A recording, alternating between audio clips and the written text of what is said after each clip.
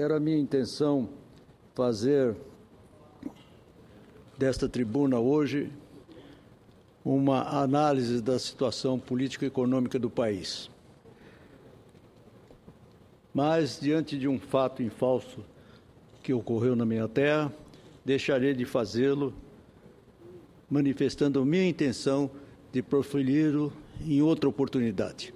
Agora, senhor presidente, devo dizer que o Brasil passa hoje por um momento de extremo pesar e de saudades tão perenes quanto o bronze. Faleceu na manhã desta quinta-feira, na capital de Mato Grosso do Sul, Campo Grande, o escritor e poeta Manuel de Barros.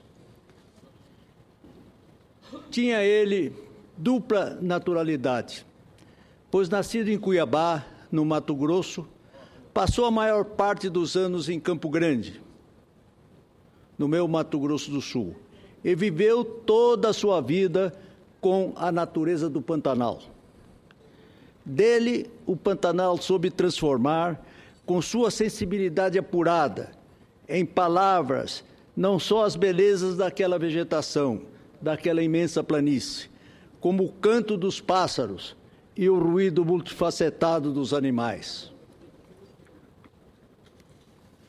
Sua poesia deu um sentido muito profundo da aproximação do homem àquele extraordinário paraíso, onde é e tem sido possível a convivência em harmonia entre o ser humano, os animais e a riqueza extraordinariamente típica dos campos, das cordilheiras, das lagoas, das vazantes e dos rios. A vida de Manuel de Barros merece muito mais do que esse registro rápido. Apesar de sua riqueza intelectual, ele fazia questão de revelar-se um homem simples e constantemente fugia das luzes da evidência.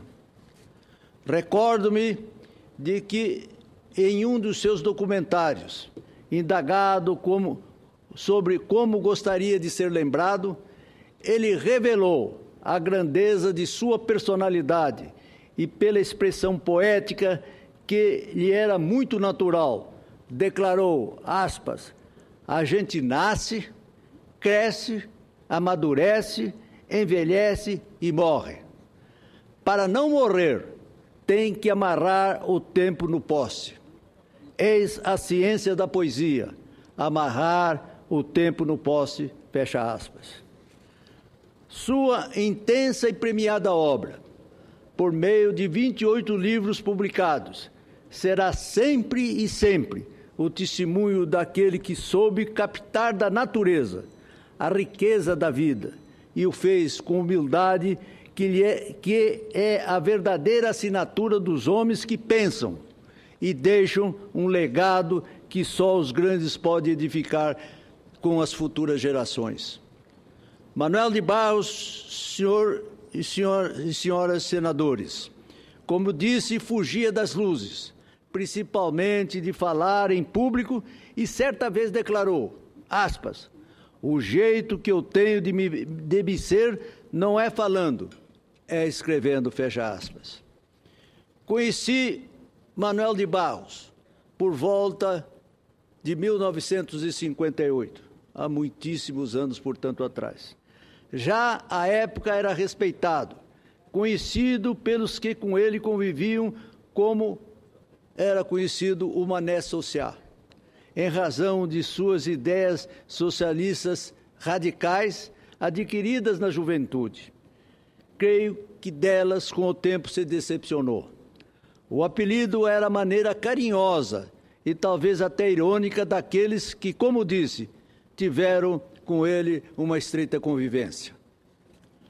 Desejo, senhor presidente e senador José Pimentel, externar por meio destas palavras a minha solidariedade à família e estendo também a pessoa do irmão, o intelectual respeitado em Mato Grosso do Sul, meu queridíssimo amigo Abílio de Barros, e que posso dizer que se aproxima muito e muito das qualidades do irmão que hoje pleiteamos a memória.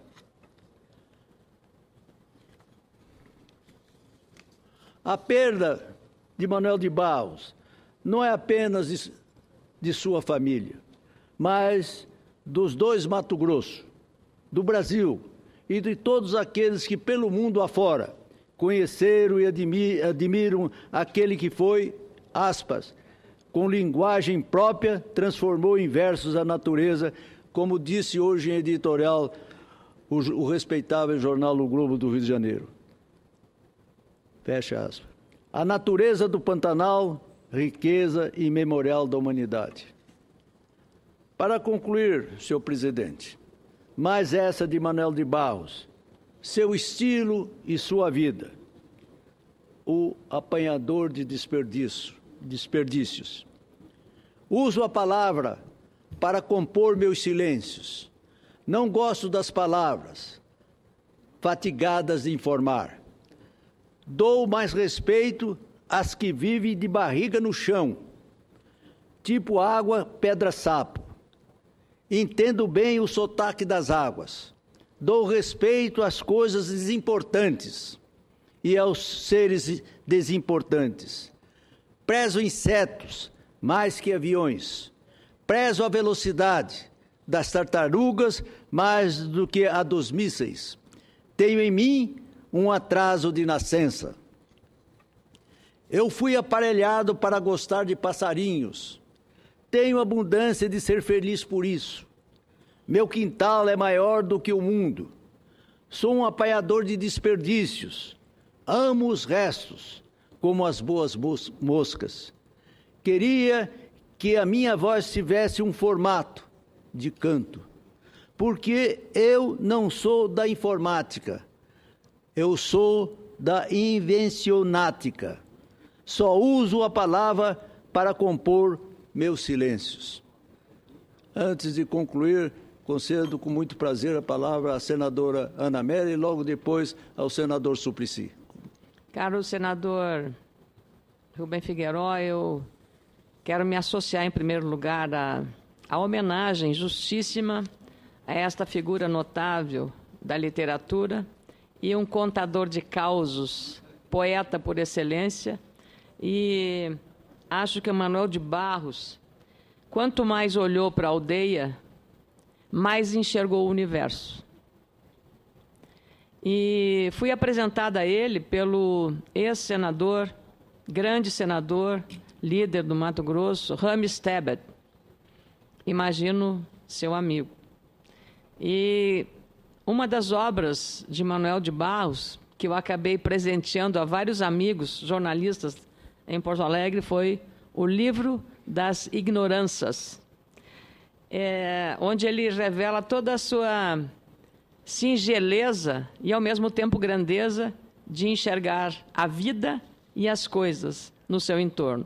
Então, eu quero me associar a esta homenagem justíssima a esta figura cuja relevância para a cultura e literatura brasileira não se apaga com a sua morte. Pelo contrário, eu imagino que já estão se encontrando em algum lugar do universo, proseando, falando as coisas bonitas que a vida tem e que os lugares onde vivemos também nos oferecem como dádivas, e ele soube aproveitar magistralmente essas grandes riquezas. Então, queria me associar e cumprimentá-lo pela justa homenagem a Manoel de Barros, estendendo aos mato-grossenses do Sul e à família de Manoel de Barros.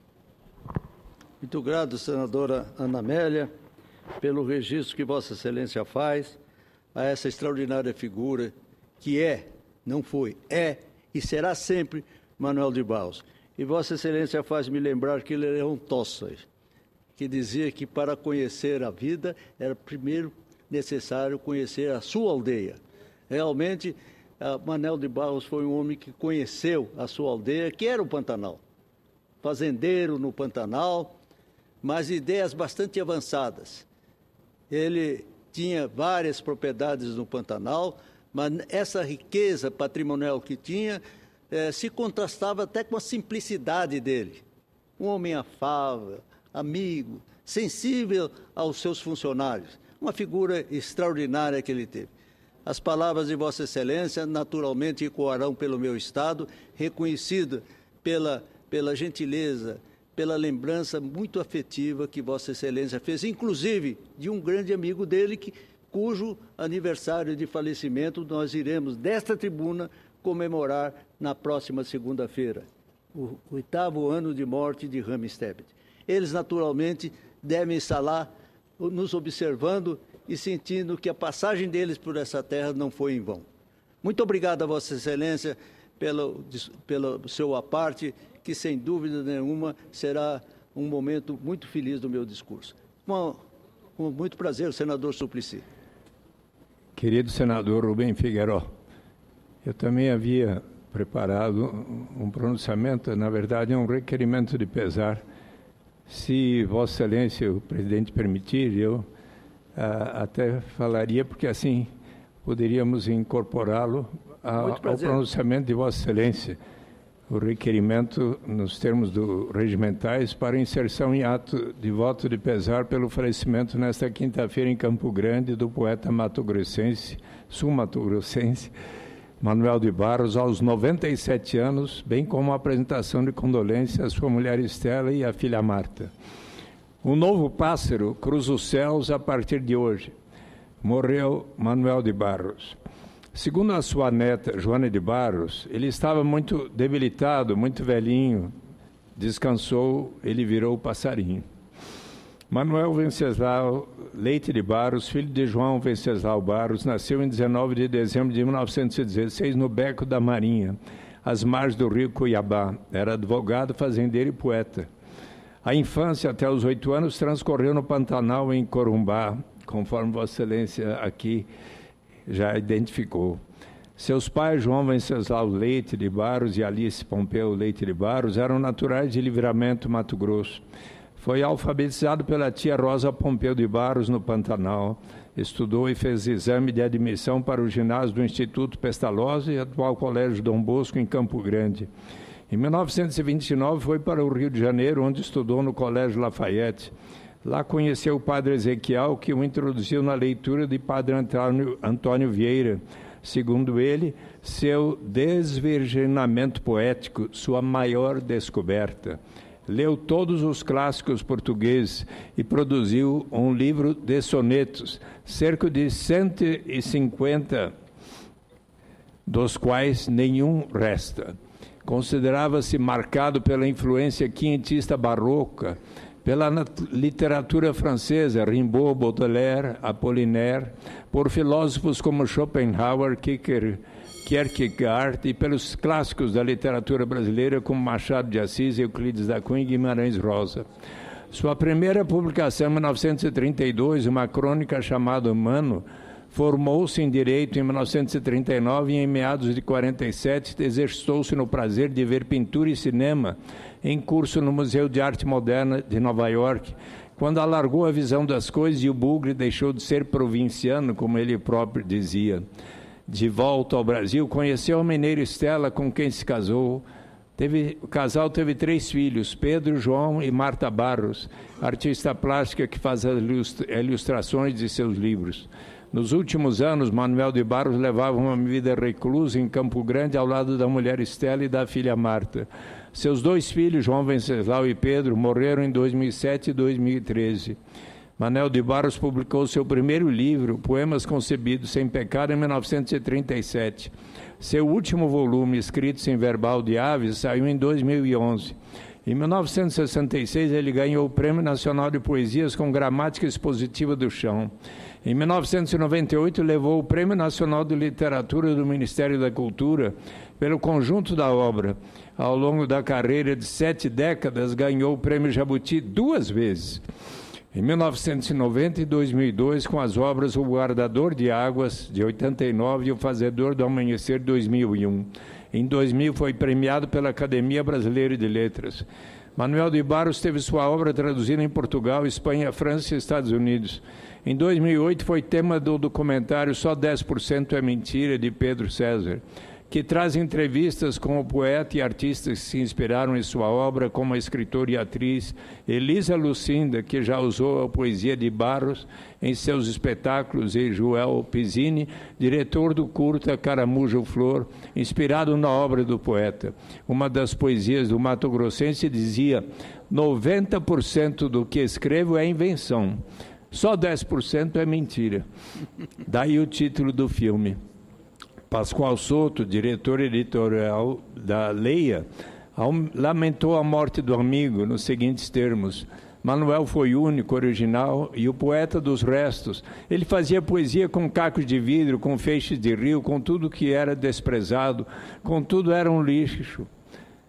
A relação dele com o mundo se dava através da palavra. Ele era a palavra.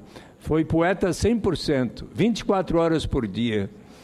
Resolvia suas tristezas e suas angústias pela palavra, era o refúgio dele. Usava a poesia para que percebêssemos todo o poder que a língua e a linguagem têm sobre a vida. E era um homem amigo, extremamente carinhoso, de uma generosidade tremenda. Era incrível, bem-humorado, sorriso fácil, grande sujeito. O poeta Sérgio Vaz e o músico China, assim como a neta Joana de Barros, também ressaltaram a leveza do passarinho Manuel de Barros. No Facebook, Sérgio escreveu: obrigado, Manuel. Muito obrigado. Poesia é voar fora da asa. E no Twitter, o músico China ressaltou: e Manuel de Barros virou o mesmo passarinho. Sorte a dele. Sorte do céu. O velório inteiro do poeta serão realizados no cemitério Parque das Primaveras, em Campo Grande, no final do dia de hoje. E para acompanhar Manuel de Barros, no seu voo, deixo aqui o seu poema, Retrato do Artista Quando Coisa, se Vossa Excelência permitir, para encerrar. A maior riqueza do homem é a sua incompletude.